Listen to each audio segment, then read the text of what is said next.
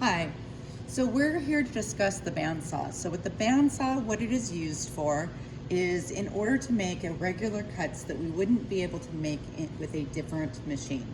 So before you step up to the bandsaw, you always want to make sure that you have your pattern already drawn onto the piece of wood and that you've made a plan for your cut.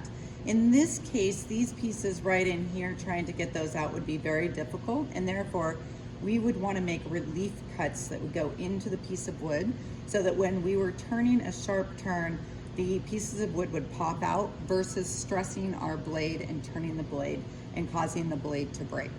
So after we have our pattern on the piece of wood, we would step up to the machine. We want to make sure when we step up to the machine that if we have long hair, it is pulled back, that if we have long sleeves, that we have pulled them up, and if we have anything dangly around our necks, that we would get rid of that.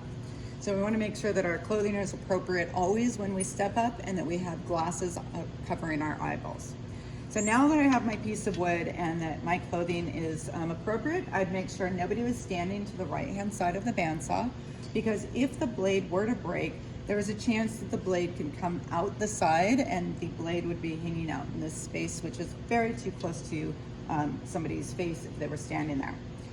Next thing that I would do is I want to lift my guard and so that it was 1/4 of an inch above the piece of wood. There is a little lever that kind of looks like this one in the back, and you grab this bar and you would lift it up. You would take your piece of wood and you would put it right next to the blade. And then you want it 1/4 of an inch above that piece of wood.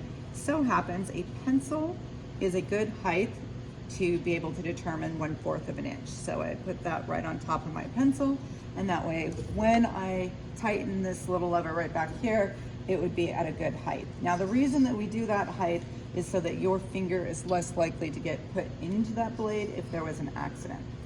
Now we would be ready to cut, but we would also want to make sure when we get started that we keep our fingers at least 2 inches away from that blade at all times, and that we would never put our fingers in line with that blade.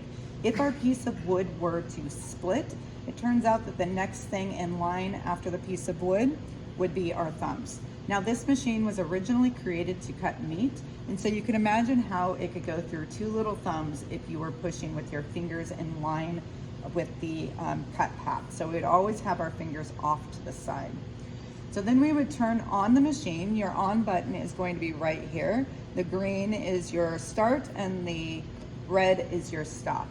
You would go through and make sure that you were cutting your piece of wood. When you were done, you would have debris that is on the table.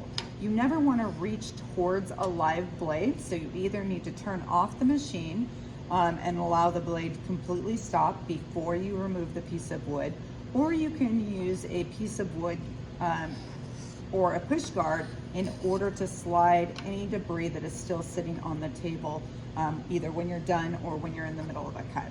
So you would slide that onto the floor, and then pick it up and put it into the garbage. When you are done, you need to make sure that you lower the guard back down to the table so that the next individual will raise it up so that it is 1/4 of an inch above their piece of wood. You do want to make sure that the blade is completely stopped when you do that in order to make sure that you don't accidentally get your hand too close to the blade. Thank you. What did I miss?